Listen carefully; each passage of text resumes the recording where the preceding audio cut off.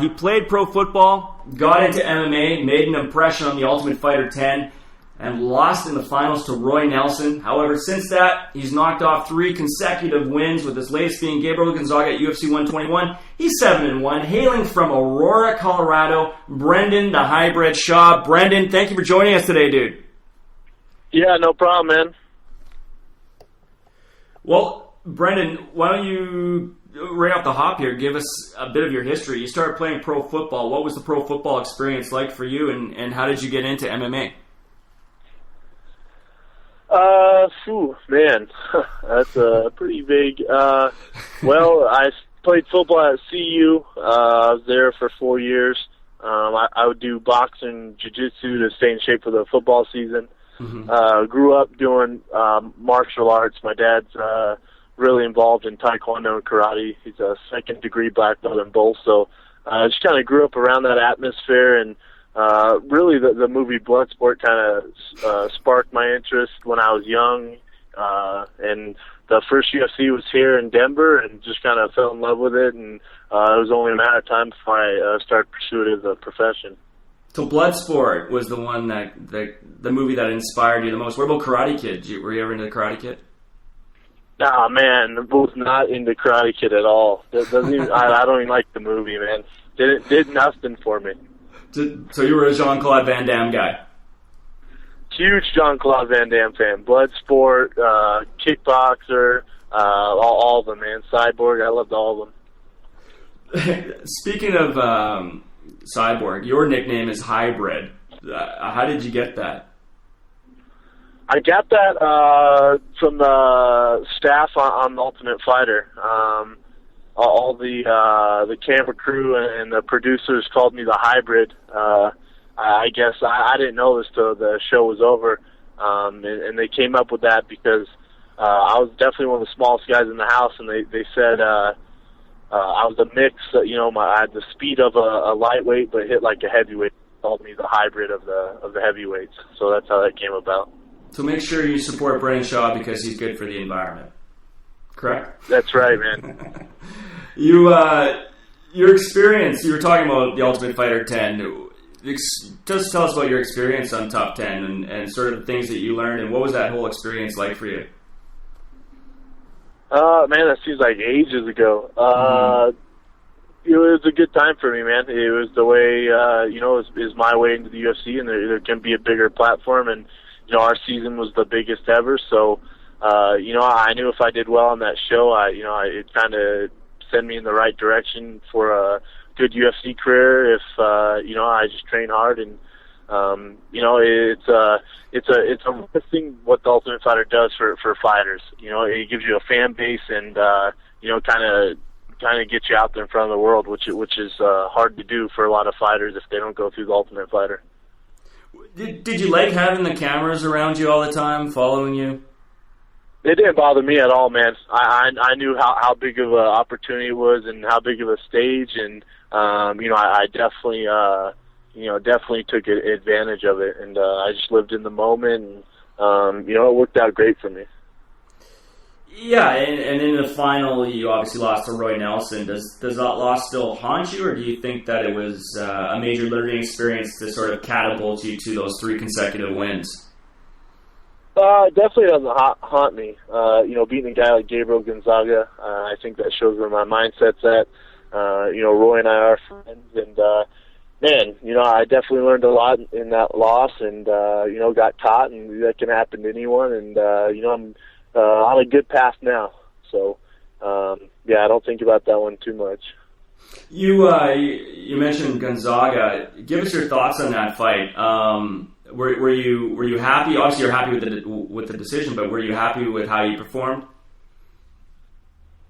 Yeah, I think my last 2 fights in the UFC, they went so quick. I really couldn't show all the hard work I've put in, and they were on. It just didn't work out. I'd get done, and I was so unsatisfied. So, they gave me a really tough opponent in Gabriel Gonzaga, and it was a huge step up for me. And, it was great to go in there and mix it up with a guy like that.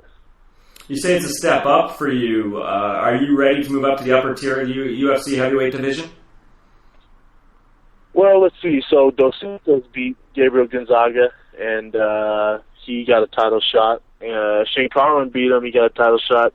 I think Gabe's one of those guys where, especially now, in Gabe's career, it's kind of it's a good indicator where you're at. I feel like I can compete with anyone in the division, and whatever Dana White and Joe Silva want to do, I'm ready for the task, and they've taken great care of me, and they show my appreciation like going on, putting on a good show. So, I definitely can't compete with any of those top guys.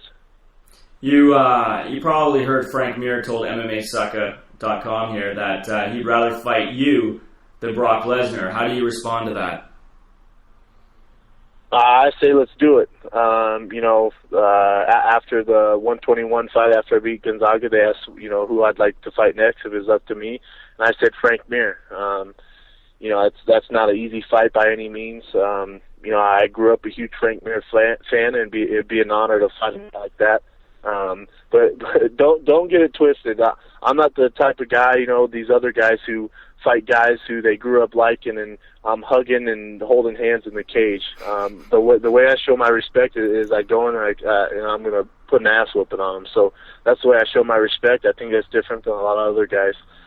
I think it'd be a great fight, and especially, coming off of 3 wins here and beating a contender in Gabriel Gonzaga, to me it makes sense, but it's kind of out of my hands. So, I'd love a shot at Frank Mir.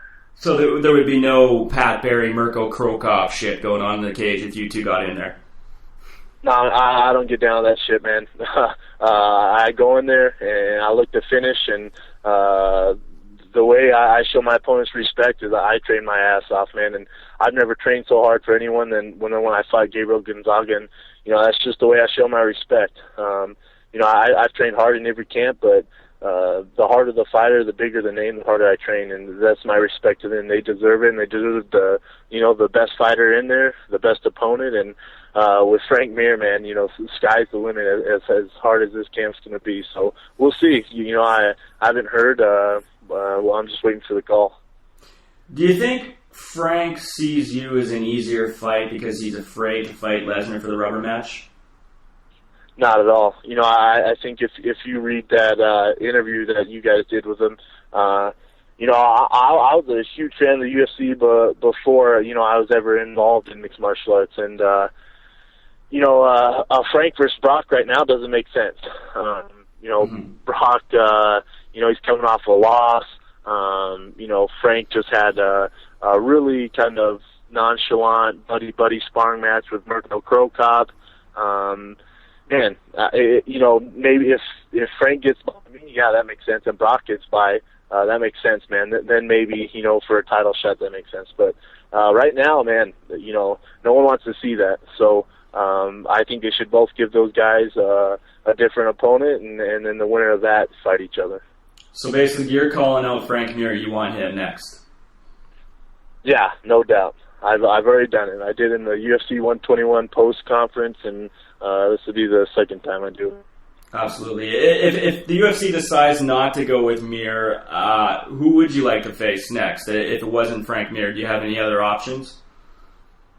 Again, man, I shoot for the moon and hope to land on the stars. So, by calling out Frank Mir, he's as big as they get. So I'm shooting for the moon there, and hopefully, if that doesn't happen, I'll land on a star like Mirko Krokop, another legend who I'd love to fight.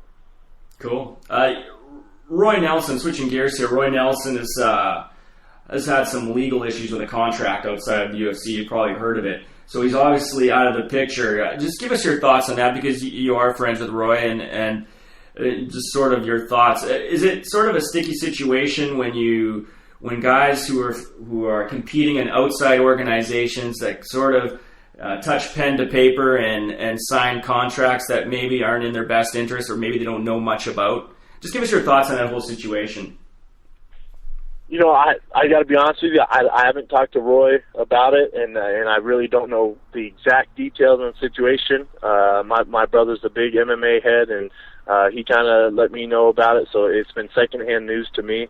I know it has to do something with the Roy Jones contract, and to me, it's just always a crappy situation when